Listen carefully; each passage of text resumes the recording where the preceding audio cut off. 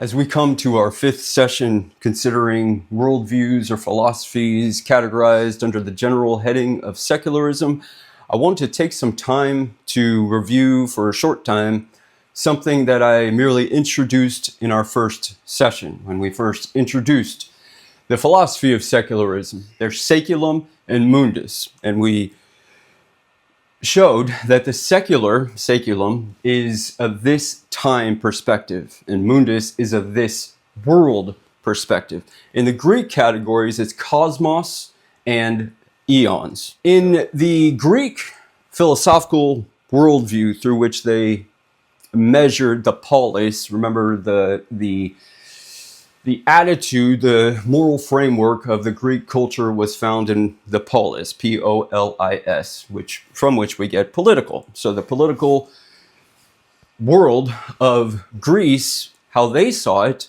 was this space. Things don't happen to the world, they happen in the world. Whereas the Hebrew idea of the world was really through history. If you look at your Old Testament scriptures, it is all based on history. Our faith is a historic faith. Christianity is a historic faith. So rather than merely seeing it as of this world physically, spatially, we also see it as temporarily. And it was really the Christian who really began the secularization of the world in distinguishing between that which is secular and that which is sacred.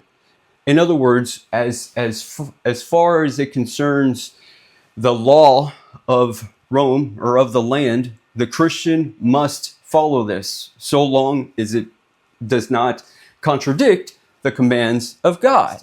But the secularization of the world is a Christian endeavor. So again, the term secular is perfectly fine. Secularism is a theory. It's a philosophy that is this worldly.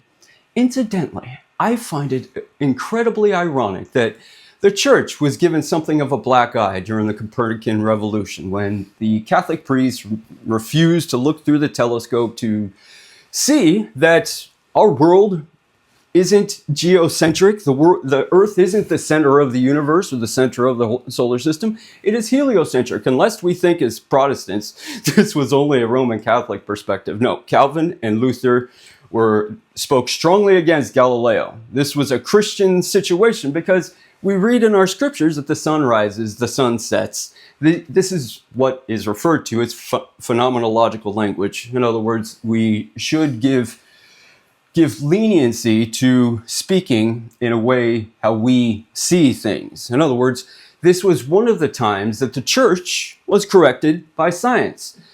In philosophy and in theology and in science, these are all disparate sciences sciences that should cohere with one another. The theology ought to be able to correct the science as well. And I find it quite ironic that after the Copernican revolution, because, within this Christian perspective, the world was the center of the universe. We became so special. God made this world for man. And having found out that we are heliocentric, I don't think that should have changed all that much, but the secularism that pervaded after the Copernican revolution, because they still complain and mock the Christian for having refused to look through the telescope. And now, the secularist is absolutely geocentric. There is no great out there. This world is all there is. This time is all there is. Mankind is all there is. It's a more deified view of mankind than the church ever approached. So this idea that the Christian or the religious, in particular the Christian, is some fanciful delusionist, I believe, and I would conjecture, having studied these very thoroughly, secularism is the brainwashing of the masses. Christianity has stood true throughout time. She's had some points of forgetting truth and infusing different Greek philosophies, different pagan philosophies and all the rest. I'm not trying to say the institution of the church is absolutely incorruptible and lacks any blemish, but insofar as she does have these blemishes, these are a contradiction to the faith, to the one in whom we are to have faith. The secularists is an absolute outworking. It is a logical outworking of secularism. The Nazi Holocaust was a natural progression of secular humanism. The Crusades, the Inquisition, that sadly did begin in the church and what did happen in the church and so on, was as terrible as it was un-Christian. So I just find, I wanted to, first of all, point out the fact that, again, there's nothing wrong with the secular. In other words, Christians lament the fact that prayer was removed from the public school. I'm sorry. I am quite a fan of this because unless it is a devotedly Christian school, the liturgical way through which they forced people to pray and so on is insane, and it's just not faithful. It's not actually faithful to the Christian faith. And so I think we should all be able, still free to pray and so on in the public arena.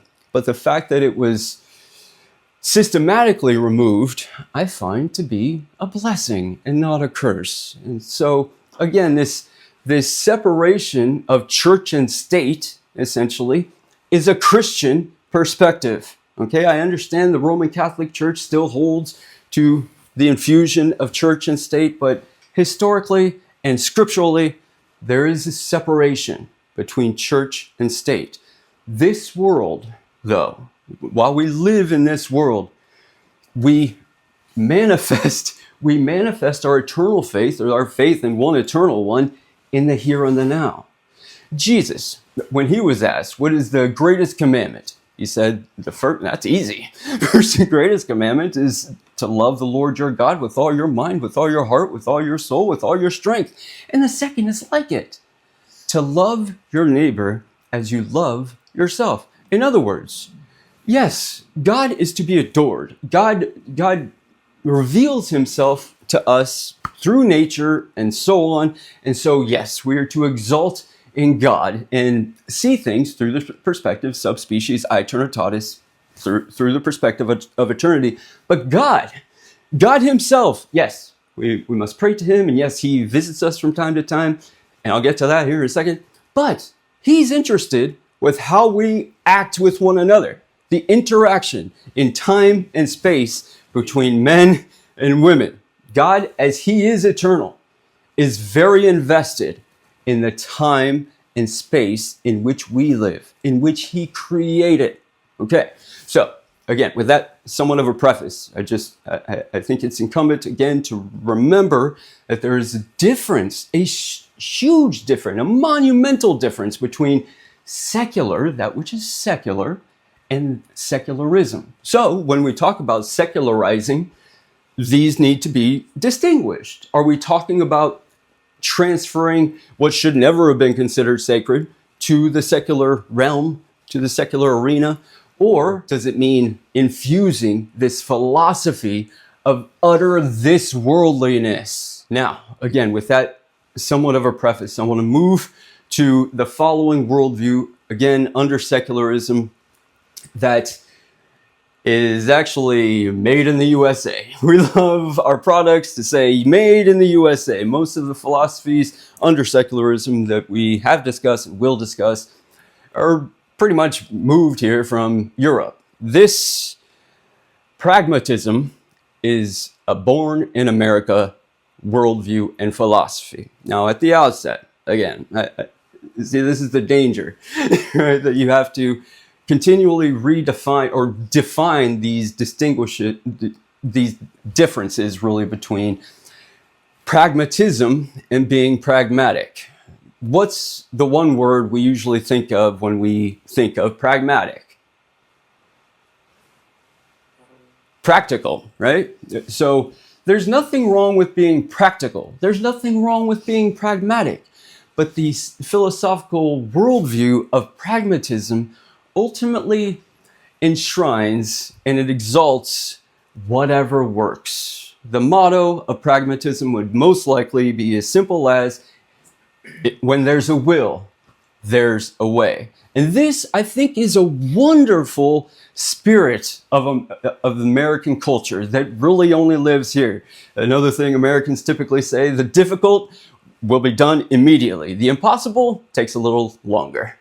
You know, it's solving all of the problems. It's a problem-solving philosophy. However, when you reduce everything, when you reduce the truth and actually morality down to a system that only sees the good and the truth in what works, you lose the ultimate. And Harvey Cox wrote and published a book back in the 60s entitled The Secular City. It's something of a play on Augustine's City of God. Now we do not live in the city of God.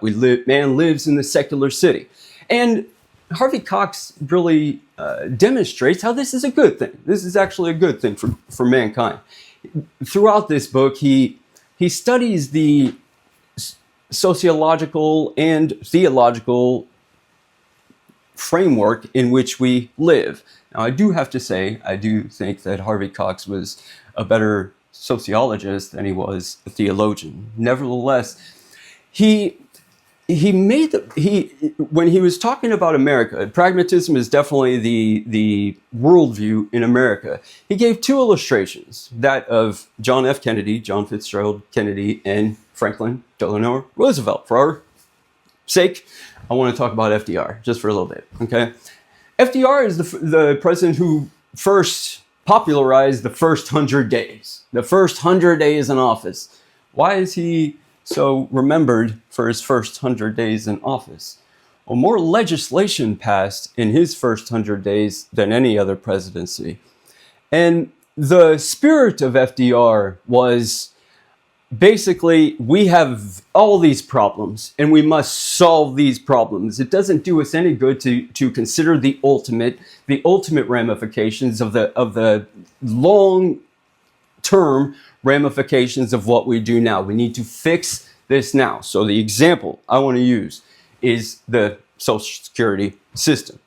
We had many people growing into retirement age, and with the economy in utter shambles, they had no funds. They had no money, no goods, no resources with which to survive. And so they enforced a retirement system called the Social Security,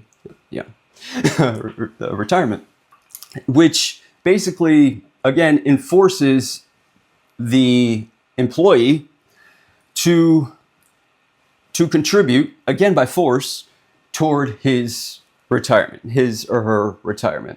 Never considering things such as inflation, never considering that even at the end of the rope, so to speak, at even the conclusion of this well-meaning solution to this problem, we still have not enough money with which to retire at our retirement age. I hope we're all investing far beyond the Social Security that we're just putting in and so on.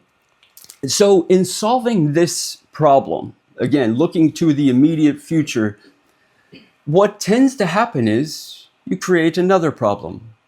And the pragmatists will solve that problem in its immediate problem-solving apparatus. In other words, very narrowly, they do not look to long-term implications. Everything is pragmatically here and now, okay? Now, the most famous ones for actually introducing this comes from actually a club from Harvard. Ironically, they called themselves the Metaphysical Club. And two people I really want to name fairly briefly here. One is William James, and the other is John Dewey. I'm sure we all know about John Dewey. He was He was the famous one. He was the one more influential in the populace and so on. There's nobody most likely that had a greater influence on the public school system than John Dewey. But like many ideas, the philosophy, the father of pragmatism it's probably better seen as coming through William James. He really saw the problem as a psychological problem. In other words, let me just try to simplify this. He would talk about that truth is equivalent, truth has a cash value to it, okay? Simply put, if I were to say that dog is black, that may or may not be true if the dog is actually black. What William James is saying is the statement is true whether the dog is black or no. In other words, this merely is helpful in understanding something about the dog. It could be just as useful if the dog is not black. Do you see what I'm saying here? So the value of an idea, or how true an idea is really just a matter of preference. And so in our next session, we're going to consider logical positivism or relativism, pluralism, and all the rest. And so, but in this idea where, you have this cash value system of ideas and of truth, this broke down in the culture as well. And so urban secular man, as Harvey Cox put him in The Secular City, we had a time where people just simply refused the transcendence. That transcendence even existed, or were somewhat agnostic as to whether we could even know ultimate truth. The urban secular man doesn't take the time. He is pragmatic. He lives in this time and in this space, and I don't have any time nor inclination to consider anything beyond this. But when you live this way, in other words, when you are a pragmatist under the school of pragmatism, this is actually quite impractical. Again, the Christian faith actually seeks to be practical. God is very concerned about what we do in the here and the now. All of us are going to be held to account with every little whisper we make, with every move we make, with every step we take. He'll be watching us. Okay? So we are to be practical in our lives and so on. But when you base everything within this philosophical system, then it's quite impractical. You just end up with more and more problems. But again, this is an ultimately relativistic situation. One of my best friends years ago used to live with us for a short time. I'm not going to name him. He was in some trouble, but he would go to church with us on occasion. And I remember talking to him at one point, and, he was asking me something to the effect of, do you enjoy going to church? Is this good for you? I said, yes, of course. Do you read your Bible? Do you sing hymns to God? And so on. Yes, of course. I find these things quite meaningful. And he said, well, for me, I don't want to go to church. I don't want to read the Bible. I don't want to sing hymns. And so for me, God doesn't exist. And do you see the problem in our culture? Ultimately, if it doesn't work, what's true for you may not be true for me, and it makes it just as true. But I clarified to him, what we are talking about is objective truth. In simple terms, if God does not exist, all of my praying, all of my going to church, all of my singing hymns to a God who doesn't exist, doesn't have the power to create him. And I'm not disillusioned to this. I understand this. However, on the other side, all of your apathy, all of your disinterest, all of your reluctance to the things of God does not and will never have the power to annihilate him. So the pragmatist In our day, man, you go to a bookstore and ad nauseum, there are how-to books everywhere. Because again, everything is reduced to what works. And so you might even see a book on how to have a good marriage. It's a step-by-step instruction that is just very practical. Okay, let's say somebody comes up to me and asks me, "Hey, how do you? I don't really." So he tells me first, I don't really want to concern myself with the things of God. Okay, that's beyond my pay grade. It's beyond my pragmatism, and so on. I just want to know how to be a better husband. I want to know how to have a better marriage. There is no practical guide to have a true and foundational marriage. I love my wife, Sarah, with the greatest part of my being for anyone in this world. And the thing is, I found in Christ, I found in Christianity, the ultimate paradigm of this love. In other words, pragmatism is only practical if it works ultimately. The gradual, I hesitate to speak of this, but the gradual income tax rate that we have in this nation began under pragmatism. This is utterly practical, right? If there are people who are poor, then easy solution, we'll move the resources from the rich and give it to the poor. Utterly practical. The question still rings true today. Practical for whom? What works for one person will be a detriment to another, and so obviously isn't true, or isn't real, or isn't pragmatic to that one. And so in my love and my affection for my dear wife, Sarah, I found the ultimate perspective of what loving your wife is. The pragmatist. What kind of marriage would two people who adopt this philosophy of pragmatism? This is a whatever works perspective. So whatever works for me is going to work for me, even if it doesn't for you. And so it's an utterly isolated, individual relationship. And any relationship that is only one-sided isn't a relationship. And so this idea of loving my dear wife, Sarah, as I love myself opened the framework and the great blessings and the great wonder of what it is to be married, what it is to be wed, what it is to become one flesh, bone of my bones, flesh of my flesh. This is not a fanciful illusion.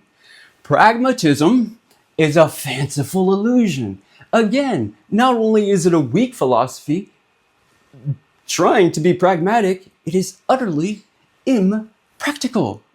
It's just like when we were discussing humanism. Francis Schaeffer, I love the way he put this. He said, humanism is a philosophy where they are firmly standing, with both of their feet firmly standing in midair. Ultimately, humanism and all of secularism lives on borrowed capital. The humanist is a humanist and can be a humanist because of all the cultural morality that has been infused in secularism. But this is why it's not foundational. What Greece needed, what Rome needed, was foundational, universal principle through which to have this actual polis. When it falls, when the objectivity of morality and truth fall, then everything is reduced to preferences. And this, to me, is a fantasy land. This is a dream that will never come true. It will only become ever and more a nightmare. So, returning to the Nazi regime, to the Third Reich and so on, right? They had a problem. They thought they had a great problem. They thought that they had identified their problem, right? It was the Jews, sadly. And so we're going to move them out at first. And then Eichmann decided, well, I have a solution. I have quite a solution. In fact, this is the final solution. Utterly pragmatist, utterly pragmatic. This is pragmatism at its absolute secular fulfillment. these secularists seem to like to mock the Christian for ever seeing any sort of fulfillment as to the great promises of God and so on, and never sees his own fulfillment of the vacuous, dangerous worldview in which they live. And again, returning to Kierkegaard with his stages, let's just put it stages, beginning with the aesthetic. The secular man who merely sees this world and only this world is the absolute aesthetic, which is a moral decision. It is a moral decision. It might be consciously or subconsciously. We all have a worldview. We all have a philosophy. We might not be able to articulate it. It might have a host of contradictions. That's why we ought to actually consider how we view this world. If we're not going to consider the great beyond, then let us at least come to ourselves. Just like the existentialists were saying. Ultimately, just like Jesus was saying. Jesus had an answer to pragmatism. He asked, because again, this idea of whatever works is good, whatever works is true. Jesus said, what profit does a man have if he gains the entire world? The entirety of the world, yet loses his soul. Jesus is making it abundantly clear how impractical, how delusional, how nonsensical any common man, a child, could understand that balance sheet isn't balanced. Even though he has the whole world, right? All in the black. All of the world. But in the red is his soul, which far exceeds the world. One of the things I love about Harvey Cox in his book, The Secular City, is that the urban man is really a man on the move. We're no longer tribal. We're no longer even a town and a village. The urban man is a man on the move. But he's selective as to how much he invests in each relationship. We have a certain relationship with the checker at the grocery store, right? We have a certain relationship with our coworkers. And then we have a much deeper relationship with our friends and family and so on. And so he pointed out the fact, coming from Pascal actually, that he who does not believe in a hidden God doesn't believe in God. There's a sense in which God, because he has the ultimate free will. We want to talk about human free will. He is a sovereign one. And so he chooses to disclose himself when he chooses to disclose himself. He is hidden in that respect. He is ever there. It's kind of like when I am apart from my wife, right? She is somewhat hidden to me at that point. I could be working, I could be doing a host of things. And so at that specific time, in that specific place, she's hidden to me. But then maybe I see a picture. Maybe somebody says the name Sarah, which leaps in my heart like a song. Maybe that's what happens. And so what was hidden is no longer hidden. But then there's really nothing better than her actual presence. And so it is with our hidden God, so to speak, that we live in this here and now. And so sometimes it's somewhat frustrating that he's not a bellhop, that he doesn't come when we whistle. He doesn't come when we snap. But he gives us the freedom and the great liberation to come to him when we need to. And, at all times of the day. And he comes to us in very special and tender ways. Now, to conclude, I think part of the problem lies in the fact that we look for pleasure in this world, and we get bored of things. What might have brought us pleasure for a time, and the hedonists found this out, and we'll discuss hedonism down the road. But what brings us pleasure for a time is fleeting. It no longer brings us pleasure, so we have to find the next great thing. And then hopefully that finds pleasure. Yeah, we find pleasure in that. G.K. Chesterton. I love G.K. Chesterton. He illustrated the fact, he used the image of a child.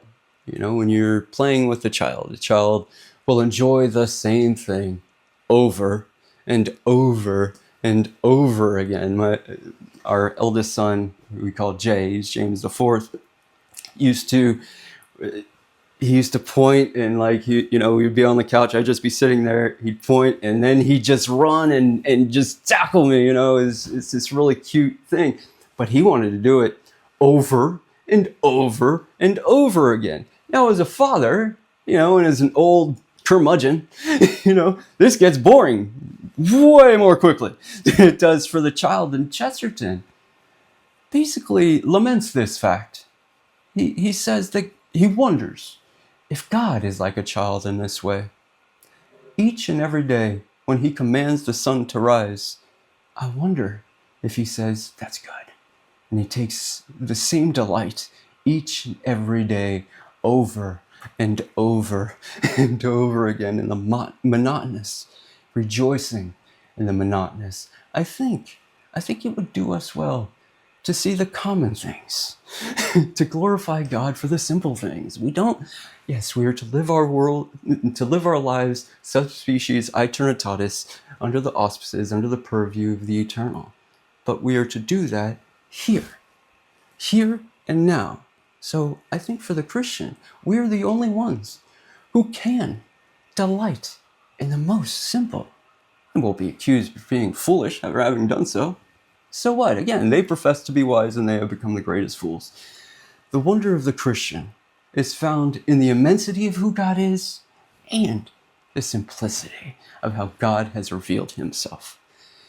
Christianity is the investment, basically, is the capital through which all of these secular ideas continue to live.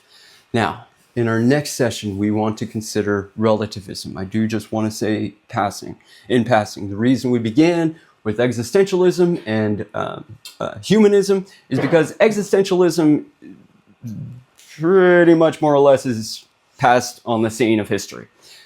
Humanism will be redefined, but secular humanism, I believe, to be dying out as well. The pragmatism is alive and well. Relativism is alive and well.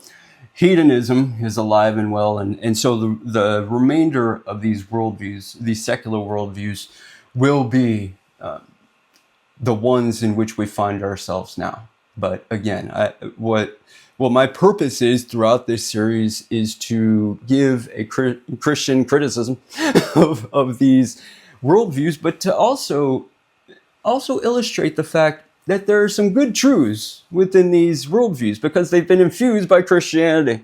So we shouldn't just hope that pragmatism dies and falls away. There's nothing wrong with being practical, and we shouldn't expect it's going to happen. We need to find a way in which we meet people where they are and when they are. It doesn't do us any good when we talk to people about God. This goes back to Aquinas's analogy of language, but you have univocal, which is univocal, so it's one-to-one correspondence. In other words, if I were to just talk about a chair and your experience of chair is exactly the same, it's a one-to-one correspondent relationship. Then you have equivocal, and this is where the meaning of the term significantly changes. And we don't have time to illustrate this, but ultimately, when we use the word God, we mean one thing. When they hear the word God, they hear quite another. So I do think within our evangelism, especially in the world which lives under this banner of secularism, is to meet them where they are, to consider, to help show them, though, that as you look to this here and now perspective, you must inevitably look to the ultimate. In other words, when you think pragmatically, and when you're thinking of solving problems and so on, the inevitable question still remains, to what end? To what end? What is the corresponding goal? What is the purpose for which we're doing all these things that may or may not work, but even the things that do work? What is the purposive end? What is the ultimate? You can't run away from the ultimate. You can't escape the eternal. You can't escape the ultimate. You may try to suppress this for a lie and think yourself quite wise. You are the most foolish of fools, and God will hold you to account. In fact, in Romans, Paul says that's basically the judgment, that he allows you to have a degenerate, debased mind, where you will do all sorts of licentious things, all sorts of sinful things, because you've denied the Creator. You've denied God. You've refused to have Him in your thoughts and in your lives and in your thinking at all. And so you will be only of this world, only of this time and place, continually wandering, aimlessly wandering. The Christian is a wanderer. We are the wayfaring stranger. This world is not our home. But we are not wandering aimlessly. We are not whimsically walking in the dark, being led by blind leading the blind. Just as Christ said, let the blind lead the blind. They'll both find themselves falling into the pit. No one can escape. No one can escape the ultimate. And so, may we find the ultimate and the true incarnation of the Son of God. Merry Christmas coming up, by the way. We get to celebrate God coming in time and space. The great eternal one came here in this time, or in that time, but in time and space. Made himself of no reputation, and so on. So let's look to this one who broke through the eternal to engage with his creatures. We will always be creatures. We don't have some fanciful illusion of becoming gods in this Wizard of Oz land and so on. No, we believe there's only one who is eternal. There's only one who is sovereign. There's only one who is truly good. So too, he is the ultimate. And so we find all these particulars. We find what it is to be practical through the one who absolutely is, through the one who is ultimate, the one who is actually transcendent, but he comes to us. He reveals himself to us even before we even seek to find him. He runs us down and reveals himself. And he reveals himself in all of nature. And he reveals himself most specially to his sons and daughters through the quickening of the Spirit, which is something I hope to expound in the conclusion of this series. This is leading to an explanation and something of an exhortation and recommendation on what we do ultimately. I don't want to just kind of feed you. I don't want to just give you bits and pieces of information from which you might meditate for a time. This is leading to a purposive end, and one in which I hope to share with you some of the conclusions I've come to, and certainly how we are to live in this time and this space as Christians, and how we are to live in a secular world to the glory of his great name.